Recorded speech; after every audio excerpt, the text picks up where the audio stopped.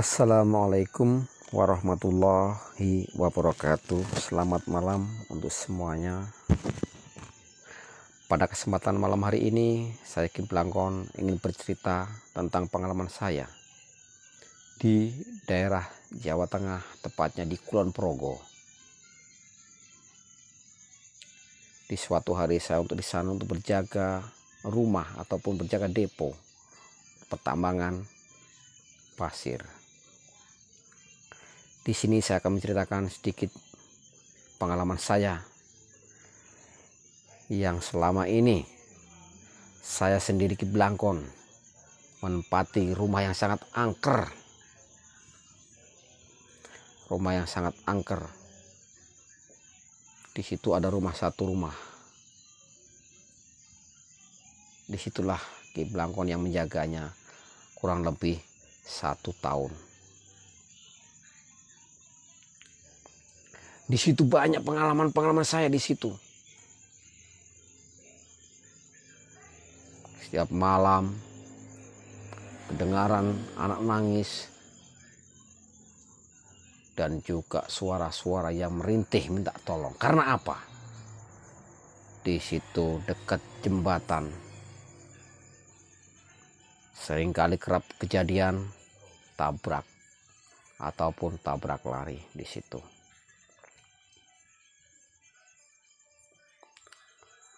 Di beberapa hari kemudian saya didatangin anak kecil seusia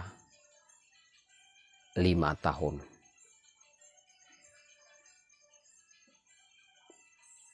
Dia menangis minta tolong. Saya tanya, kenapa adik menangis?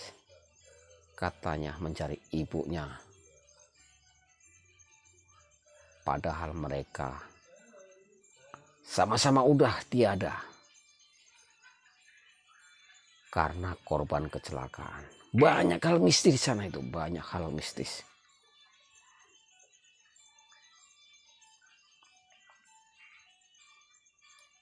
Beberapa hari kemudian ada seorang warga menemui saya. Dia bercerita juga tentang rumah tersebut yang saya jaga. Dia bertanya,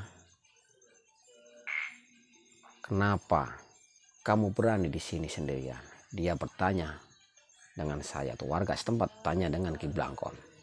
Saya jawab, iya, saya jaga di sini sendirian.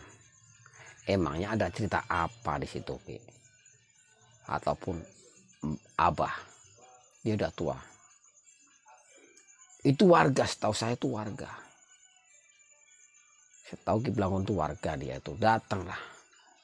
Dia tanya, kenapa kamu berani di sini? Kata warga tersebut bilang sama Ki Blangkon seperti itu.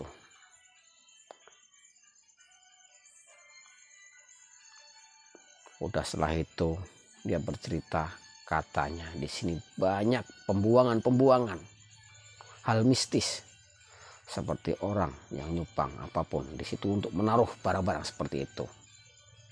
Itu bukan karang cerita, tapi ini adalah kisah nyata perjalanan Ki Blangkon yang selama 1 tahun di daerah Kulon Progo. Di Kulon Progo hanya sendirian. Ki Blangkon sendirian di sana.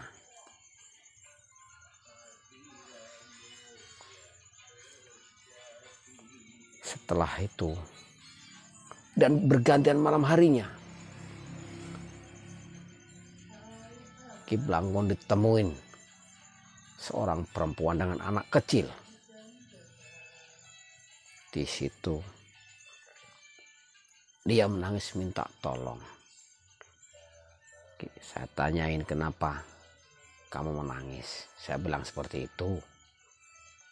Katanya dia minta tolong dibersihkan badannya. Lantas saya jawab, caranya gimana? Caranya gimana gitu. Dia jawab, dia di situ tersesat, minta doa dan dibersihkan badannya. Karena dia waktu dia tabrak lari itu belum dimandikan. Karena apa? Badan pun sudah runyah-runyah karena tabrak kendaraan roda 4. Di situ kerap sering terjadi seperti itu.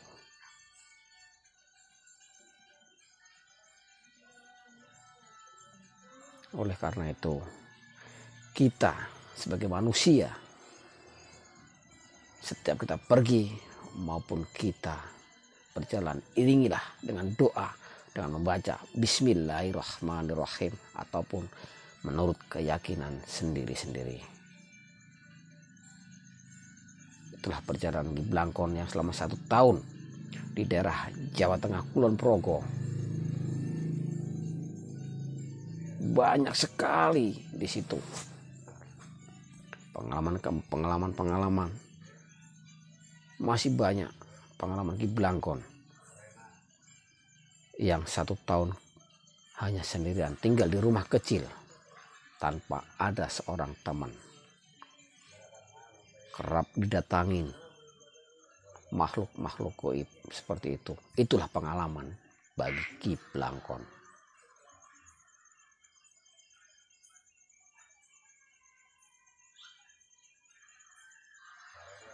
Setelah itu datanglah seorang nenek-nenek. Dia bertanya dengan saya, dengan Ki Blangkon. Dia bertanya, minta tolong. Tanya minta tolong. Mau bertanya minta tolong. Kenapa katanya?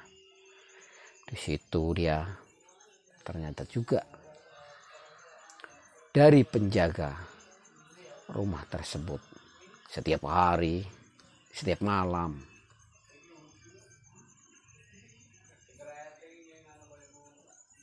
terdengar suara-suara jeritan ataupun tangisan-tangisan yang mistis, sangat mistis. Sebenarnya Ki Blangkon pun di sana tidak betah dan tidak kuat untuk tinggal di situ. Cuman keadaan pun yang menyempit untuk memberanikan diri menjaga di sana selama 1 tahun. Oke teman-teman, cerita dari Ki Blangkon hanya batas itu aja. Jangan lupa like, share, komen, dan subscribe-nya. Udah. Salam satu jiwa, dalam persaudaraan, salam satu hati. Saya akhiri. Wassalamualaikum warahmatullahi wabarakatuh.